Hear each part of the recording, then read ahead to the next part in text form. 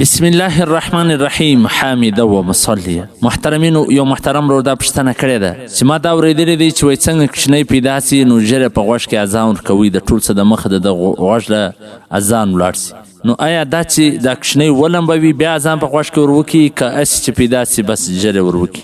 محمود الفتاوا جلد نمبر اول صفحه نمبر 309 هغه لیکلي دي چې کله کوچنوټی پیدا سي نو هغه ولمبوه، صفا یې که چې صفا دې کړي بیا په غوږ کې اذان ورو. دا ځینې کورونو کې دا د غوږ اذان ډېر وځنډوي. بله زما یې ځای ولیدې 3-4 ورځې کې لا په غوږ کې اذان نه ورکړی.